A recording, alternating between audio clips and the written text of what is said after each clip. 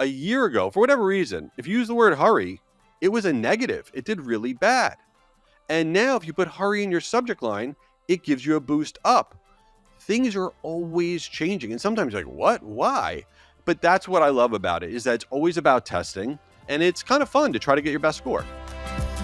I'm Amy Porterfield, ex-corporate girl turned CEO of a multi-seven-figure business. But it wasn't all that long ago that I lacked the confidence, the budget, and the time to focus on growing my small but mighty business. Fast forward past many failed attempts and lessons learned, and you'll see the business I have today. One that changes lives and gives me more freedom than I ever thought possible. One that used to only exist as a daydream. I created the Online Marketing Made Easy podcast to give you simple, actionable, step-by-step strategies to help you do the same.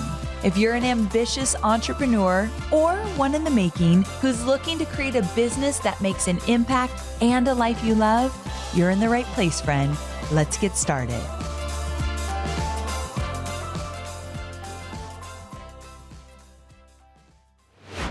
Welcome back to another episode of Online Marketing Made Easy. I'm your host, Amy Porterfield, and today, I got a good one for you. I have been really looking forward to this guest because he is an email marketing expert. And the things he's going to share in this episode, you literally can apply instantly, and every strategy he shares will not cost you a cent. So, my friend, you are in for a treat. His name is Jay Schwedelson, and he's a CEO, founder, and podcast host, and he's a known leader in the marketing industry. Along with his agency, Outcome Media, and his marketing event company, Guru Media Hub, he founded this tool that I'm obsessed with, and it's free, and we're going to talk about it on the show because it's going to help you get your emails opened up. So stay with me, you're going to love it. So Jay uses his knowledge to guide organizations across multiple industries on how to implement email marketing tactics that bring massive impact. And in this episode, Jay's going to share with us his secrets on how you can create high-performing emails. And let me tell you, his strategies are straightforward, and they're coming right from an expert who literally does this every single day. This is the episode that's going to get you results. So I won't make you wait any longer. Hey there, Jay. Welcome to the show. I am so excited to be here, Amy. Thanks for having me. I've been looking forward to this. Now, I want you to tell everyone a little bit about you and kind of your journey in entrepreneurship. But before we get there, I'm going to ask you a question, but you could only answer it with just a quick answer, and then we're going to get into it in the show, okay? Okay. I just want to pique everyone's interest because I think this is an important question coming from you, and they'll understand in a minute why. What do you think the number one mistake most people make with email marketing? Everybody focuses on what's in the email and they barely pay attention to getting the email opened. And that is a giant, giant mistake. Okay, we're going to talk about it. And we've got a lot to go over in that and give a lot of tips and strategies to help people get those emails opened up. Okay, so let's back up for a second. Tell everyone a little bit about you and what you do. Sure. I have a marketing agency called Outcome Media. I've been doing this forever. We're about 100 or so person organization in South Florida. I also have a media company called Guru Media Hub, and we put on really large scale virtual marketing conferences, and not just in the world of email, but direct mail, podcast advertising, digital media, print, everything. And marketing is my jam. That's just my world. It is. And you have the best hair on the internet. Oh, wow. I'm going to use that line. You should use that quote. You should. Amy Porterfield says I have the best hair on the internet. That's huge. You really do. You really do. Those who are just listening, I'm going to have to put a video on social so you can see what I'm talking about. Amazing. Okay, turn your head to one side so they could see. Look at that. Look at that. Oh, we're getting like a whole profile. I didn't know what I was doing. This is going on social. We're talking about your hair. That's amazing. And how's my Botox? My wife's a dermatologist, so I got to focus on that. You are so lucky. I wish I was married to your wife. Come on, so good. So let's get to that question right off the bat, because we're going to talk about a tool you have that I'm obsessed with, and I tell all of my students about it, and people have heard about it on the podcast. So now you're going to be excited because this is the man who created it. But before we get into the tool it's free, guys, and I got to tell you about it. But before we do, talk to us about that challenge. So you're saying most people worry about everything they're putting in the email, but they're not spending enough time thinking about how to get that email opened up. So talk to me about that. Yeah, so we all spend so much time. We're writing the best copy, we're making the best images. We're like, oh, wow, we got it all ready to go. And we say, okay, well, what should the subject line be? And then you spend about 30 seconds, maybe not even that, and you write this subject line where it's totally backwards because if you don't get it open, who actually cares what's in your email? And there are very little things that cost you no money that take 3 seconds that you can do in your subject line that will radically change the number of people that are opening up your email. Do tell, like what? Okay, so let's start out with the very start of your subject line. Here's something people don't realize. Nobody actually reads the whole subject line. You could literally say, check out this great offer, and Jay has an ugly shirt on, and no one would even see that Jay has an ugly shirt on because you don't read the whole thing. You just don't. So if you think about what happens in the first few characters of your subject line, it's a game changer. Let me give you some examples. So let's say, for example, you started your subject line with a number, right? The 3 pitfalls to avoid for all new business owners, right? The 7 mistakes most new whatever make. When you start your subject line with a number, an actual number, it'll increase the percentage of people opening up your emails by about 20%. Why? Because it's authoritative. You know exactly what you're going to get out of it. And it's all about the subconscious. When we go into our inbox, we're doing a social scroll, right? Really fast. There's got to be that little thing that catches our eye that's like, you know what? I'm going to check this out. And it's in the subconscious. We don't say, oh my God, I love the number 7. I'm opening up the email. That doesn't happen. But it catches our eye and we open it up. So other things at the start of your subject line. So for example, let's say you capitalize the first word or 2 words of your subject line. Maybe it's new. Maybe it's just released. Maybe it's last chance. But literally capitalizing all the letters, not just the first letter, all the letters in that first word or 2 words, it stands out, it grabs the attention, and again, it'll lift your open rates on those emails by about 15%. And the other thing at the start that everybody always wants to know about, is it a good idea or a bad idea? The very first character of your subject line using an emoji. And it doesn't matter if you're marketing to consumers, to business professionals, it doesn't matter. Using an emoji works. Less than 5% of all emails on the planet that are sent out that are promotional emails use an emoji in their subject line. So you're doing something different right out of the gate. And you don't need to use a ridiculous smiley face. You don't have to look like a fool. There's lots of different emojis, but just that graphical symbol, it allows you to get that person to pause and open it up, and it will lift your open rates by over 25%. So if you're not testing emojis, you should. And everything I just said, because I know somebody's going to be listening and be like, well, if I capitalize, if I use a special character like an emoji, I'm going to go to the junk folder. I might go to the spam folder. That's what I was thinking. Okay. Talk about that. Yeah, so here's what happened with email. 10, 15 years ago, technology was different. You went to the junk folder or spam folder because of words that you put in your subject line or your body copy. We've all heard of spam trigger words. There's lists. If you go on Google right now and you Google spam trigger word list for 2024, 2025, okay? There's going to be lists. Avoid these words. You're going to go to the junk folder, the spam folder. This is why I don't like best practices on the internet. It's not true. It's legacy information that keeps getting regurgitated and regurgitated. You do not go to the junk folder or the spam folder because of your content, because of the words or symbols that you put in your subject line or your body copy. You used to, but now you stay in that inbox because the engagement that you have with your database, if they're opening and clicking and responding, that is why you are or are not staying in that inbox. It has nothing to do with content anymore. So you could use words like free, you can use an exclamation point, a question mark, an emoji, capitalization. Feel free, liberate yourself to communicate the way you want to communicate because you will stay in that inbox. Okay, this is huge for people to hear because I think probably 60, 70% of my audience listening right now absolutely thought you should not put the word free in a subject line. You should not put an exclamation mark. You should not do all capitals, like you said, even the emojis. So I love that an email marketing expert is coming on here and saying it's about the engagement, which makes the subject line even more important because you can't get that engagement until they open up the email. I could not have said it better myself. And if you don't believe anything coming out of my mouth, you're like, this guy, Jay, he's annoying. He talks too fast. I don't believe a word he's saying. Here's what I want you to do. Go to your own inbox, stare at your inbox, not your junk folder. And I want you to stare at your inbox and I want you to look at the subject lines and then you see what you see. You're going to see the word free. you're going to see capitalization, you're going to see emojis, you're going to see all this stuff. And you say, wait a minute, I'm looking at my inbox. Why is this stuff not going to the junk folder?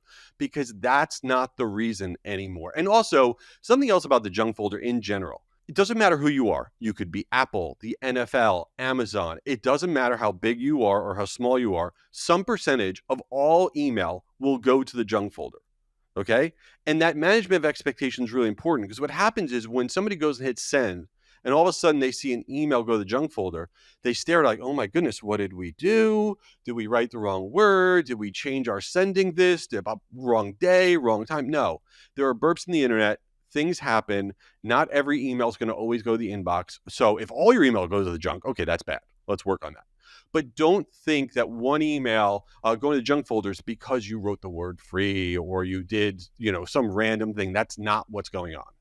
Okay, this is so valuable. All right, so I have so many more questions about email marketing, but before I ask them, this is a perfect time to talk about subjectline.com. So you all know, if you follow my podcast, I've been talking about this for a while. And one day, before I even knew Jay, I just kind of dropped, like, I found this tool. It's called subjectline.com, super cool. It's free. And after that, I got flooded with questions like, what? I've never even heard of this. Tell me more. And how are you using it and all of that? So Jay, it's a big topic on my podcast because I talk a lot about email marketing. So you are the creator of it. And can you tell everybody, one, what it does? And two, because there's a bunch of marketers listening and business builders, I also want to take a moment and go behind the scenes and why it's such a cool tool for you in general, meaning how is it a list builder? But before we get there, tell everybody who just wants their emails to be open more, what is this tool and how does it work? Yeah, so subjectline.com is 100% free. You can't pay me if you wanted to use it. When you go there, there's a field. You could put in the subject line you're thinking about using, and you put it in, and then it hit submit, and then it creates a score for you, and it tells you, okay, maybe you got an 84, maybe you got a 92, maybe you got 100, and it breaks down the different tactics that you either are not doing, like maybe you're not using urgency, or maybe you're using too many characters, or hundreds and hundreds of other different scoring things. And it'll tell you good things you're doing and bad things you're doing, so that way you can try to improve on it.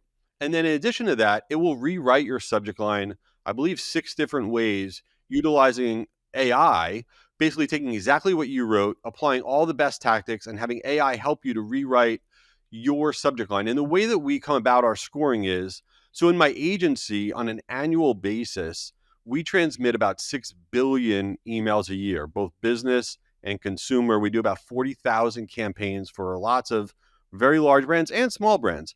And we are looking at real-time data every single day. The funniest part about email, which always kind of drives me bananas, forget about when people say email's dead. You wouldn't be listening to this if you thought email was dead, right? You wouldn't think Amy's awesome if you thought email was dead. So we're past that.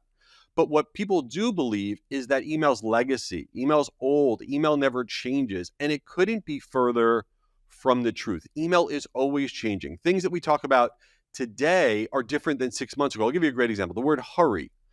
A year ago, for whatever reason, if you use the word hurry, it was a negative. It did really bad. And now if you put hurry in your subject line, it gives you a boost up. Things are always changing. And sometimes you're like, what? Why? But that's what I love about it, is that it's always about testing, and it's kind of fun to try to get your best score. What I love about the tool as well is, number one, it literally gives you better ideas than you came up with. And we use it in my company all the time, for the record.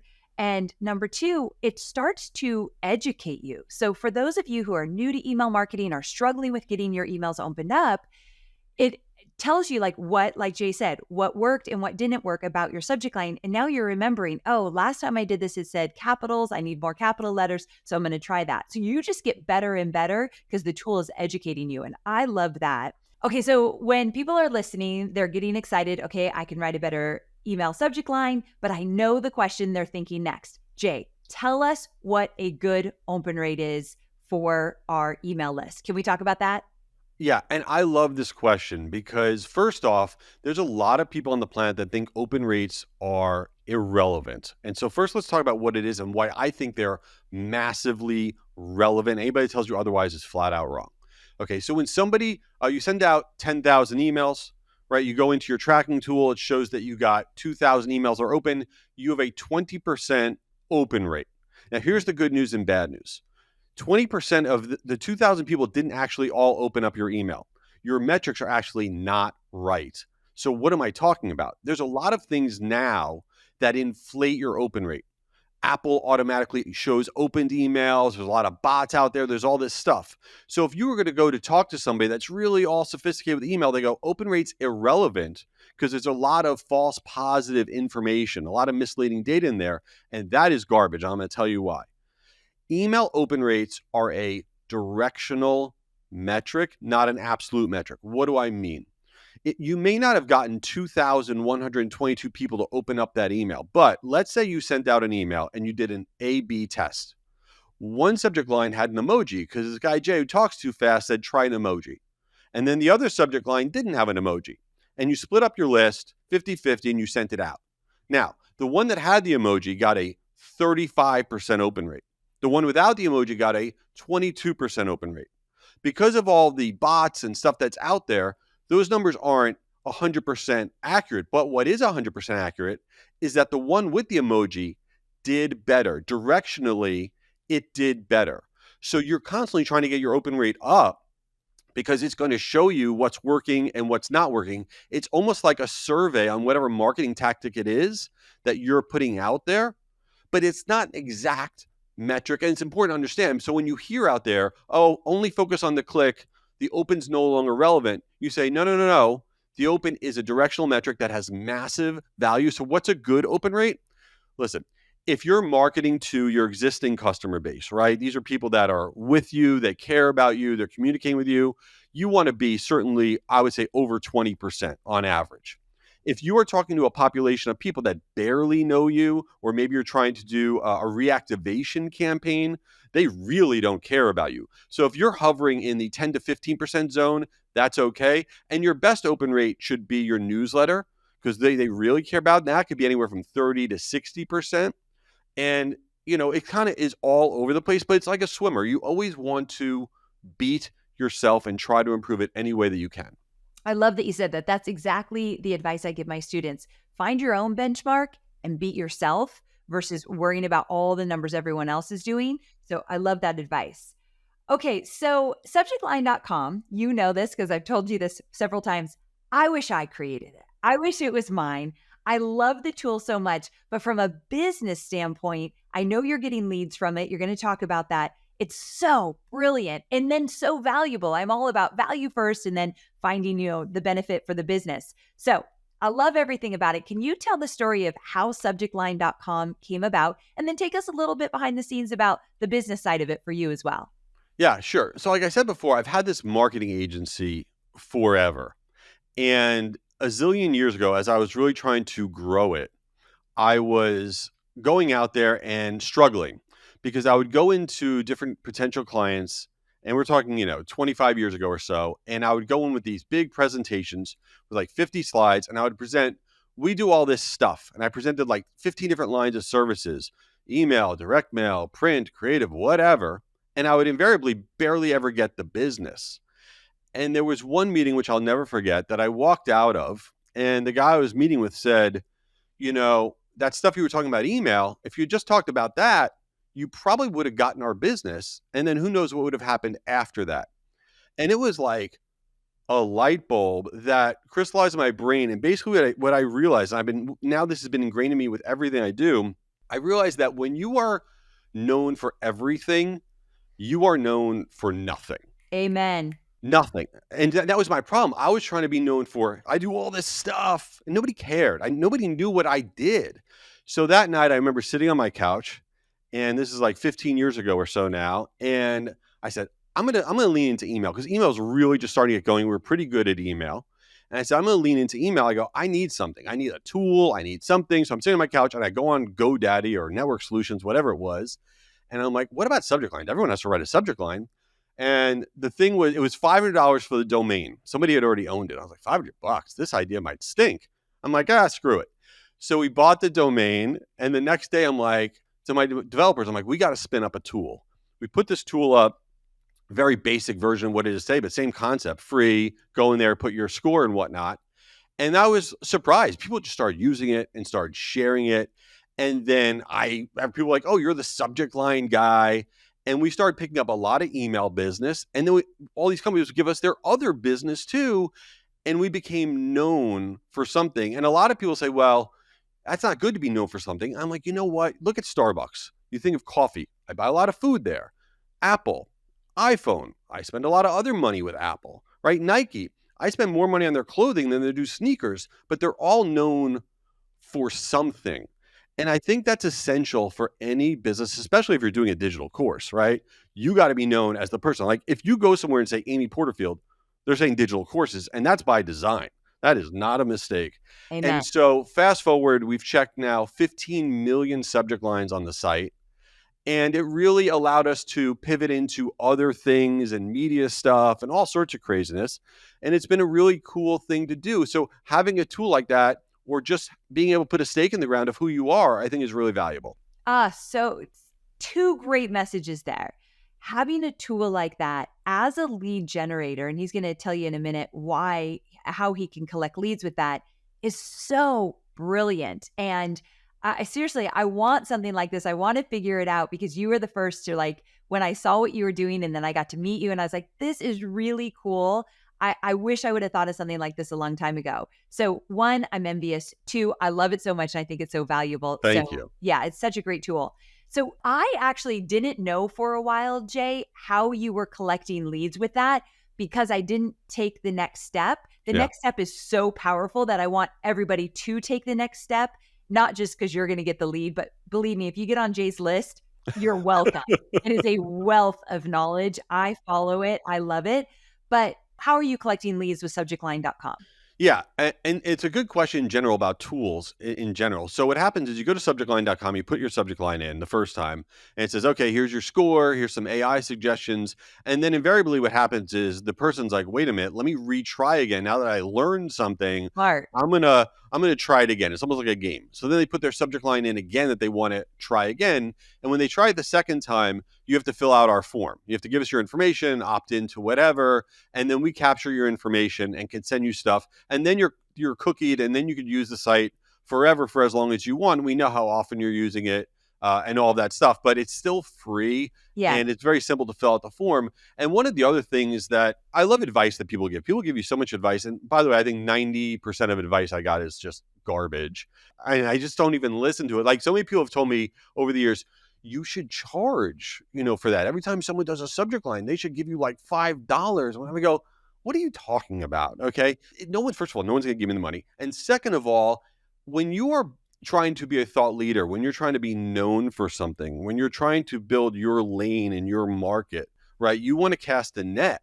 Yes. And you want to make something as available as humanly possible with no barriers, right? No money barriers, because the value of capturing that contact is everything. I mean, everybody knows this, that's listening, that on an annual basis, your database will shrink by 20% every single year, your email database. So if you don't have things in place to collect data while you're sleeping, right? Pop-up contact captures, lead magnets, everything that Amy talks about on this show, then you're going to have no database. So that's why having a tool like that, I think, is really, really valuable. Absolutely. So just the idea of having the tool, I love.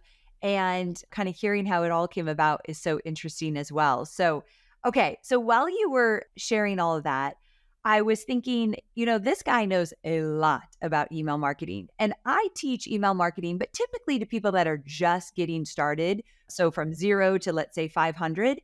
Although we talk about list building in all the different ways, but I'm so curious what you're seeing right now that is working in terms of collecting leads. So before they even get on your email list, can you give us some insight, what you've seen, what you've done to actually get people on that email list? And Jay, I've got to ask you the big question too. So this is twofold. Do you think that social media is just as valuable as email marketing? Or how do you look at social media with email marketing? Because many of my students, they will come to me and say, Amy, I wish I listened to you 2 years ago. I put all my eggs in one basket. I built up my social media following. I do not have an email list. I'm so mad I don't. So I want to hear your take on social versus email. And also, what do you think is working right now to actually get the people on your email list?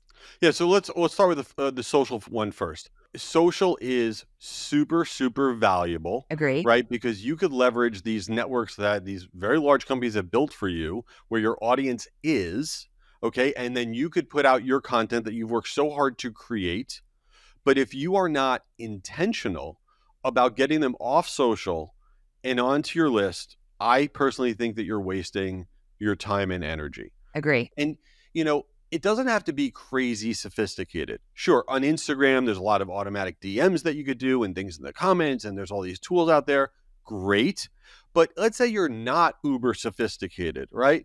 You could literally put in your social post, DM me, write it in big letters, and I'll connect with you. Or on LinkedIn, DM me and then you send them to a form. You could do it one by one and grow your list. You don't need to be super uber sophisticated, but social media is a path to list growth. You need to own the asset. You need to own the asset. And it's not only about the algorithms changing, because they always will, right? It's about you being in control of when you want to communicate to your entire population of people, when you have something to say. Anytime you post on social media, on a great day, you'll reach 10% of your network. On a great day. Okay, so usually you're reaching like 5% of your network. But when you hit send, you're reaching everybody.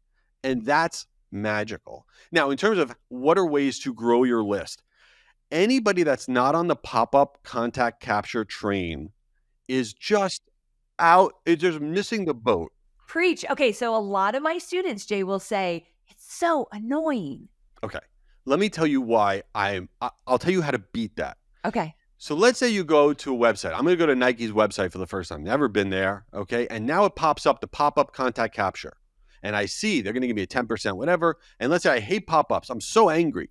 What do? Do you get so angry you go, I'm leaving this site. I will never buy from this company. How dare you? Or do you click the little X in the top right-hand corner and you forget you even saw it and you go on and buy your sneakers? Amen. Yes. I would say what, 99.9% of people click the X, forget that it happened, they move on. Now, I get it, they're annoying, but on average, first time visitors to your site, when you show them a pop-up, you will get about 5% of the people to fill out the form if it's incentivized with a lead magnet or a discount code. 5%. And then over 5-time visitors, it goes up to almost 9%. There is not a more cost-effective way to grow your database than pop-up captures. And you can not only do a pop-up on the way in, timed captures are gold. So let's say somebody comes to your site, okay? And now they're on your pricing page. And they're looking at your pricing page for 30 seconds. On almost any email platform, I mean, every single one that people use, you could do a timed pop-up capture, which means now they're on your pricing page, you could pop up something specific, a capture specific to that page saying, hey, you like this pricing? We're going to give you an extra 10% off. Put in your email address because you know what they're looking at. So you could do pop-up on the way in, timed while they're on the site, or exit capture on the way out. To me, that is gold.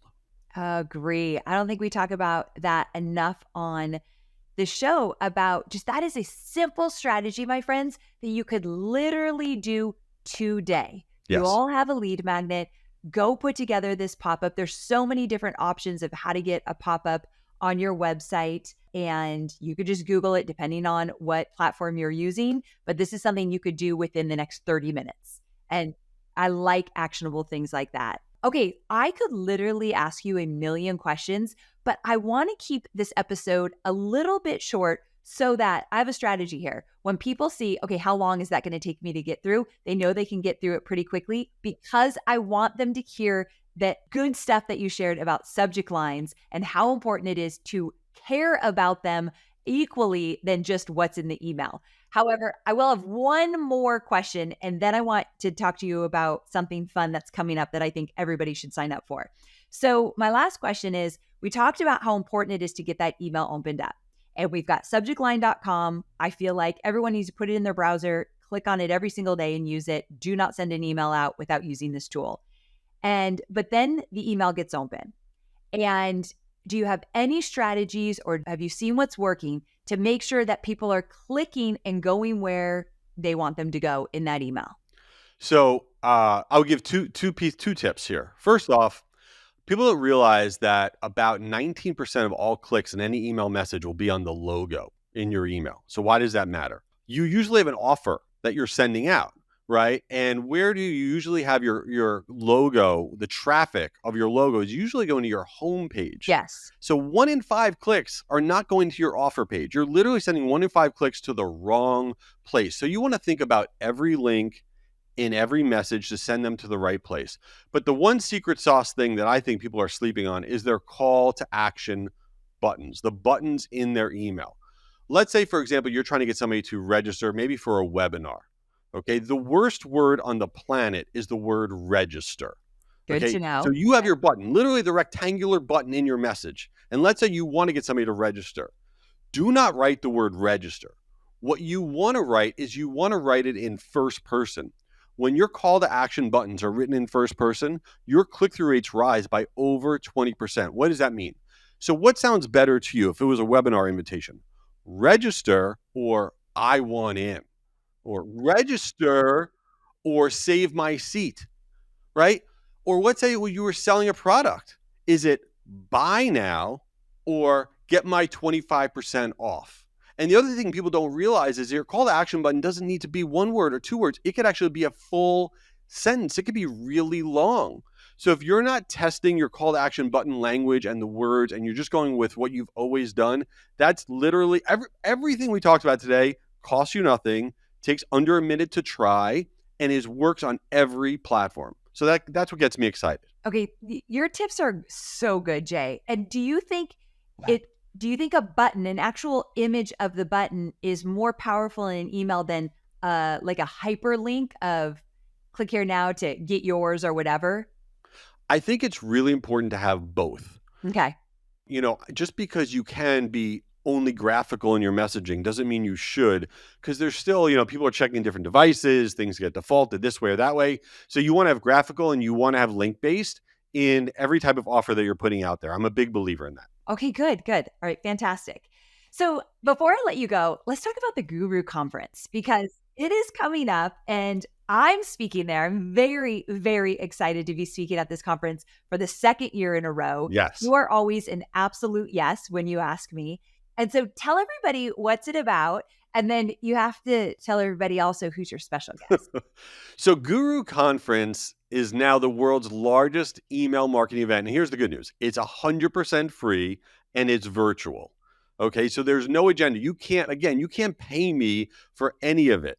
And the reason we started Guru Conference was we just wanted everybody to get access to the best information about the world of email marketing. Last year, we had 20,000 people there. So Amy's going to be there, right? Speaking on all new things related to email marketing. So this year, our keynote, we're very excited, is Sarah Jessica Parker, which is bananas. Where am I, Sex in the City, girls and boys? It's one of my favorite shows. She's a legend. So I was like, Jay, first of all, I'm so excited. I love her so much. I wish we were doing an in-person conference and I got to go in the green room with her. And number two, why did you choose her? Because she might be a little unexpected for some people. Well, a few reasons we chose her. First off, people don't realize that she has a brand called SJP, which is direct-to-consumer brand. So she's all in on being a marketer. I happen to love her. I have horrible taste in TV. Not that Sex in the City is horrible. It's excellent. Excellent television. Excellent. I had to catch myself there. But I am a big fan of hers and a big fan of her show. And then the other reason, I know this is kind of wild, but we have a theme to this year's conference, which is back to the 80s. Okay. And so everything we're doing is 80s. And she started in Footloose, and her husband also started in Ferris Bueller. Not that that's a big deal. And so she checked every box. We're so excited. And can I give out the URL if anybody wants to register for free? Tell everyone, where do they go for this free conference, Guru Conference? I'll be speaking to. Please come join us. Where do they go? So guruconference.com. Again, it's totally free. It's 2 days. It's virtual. It's going to be bananas. We do crazy things. Last year, we had TikTok dancers. We had the cast of Love is Blind last year.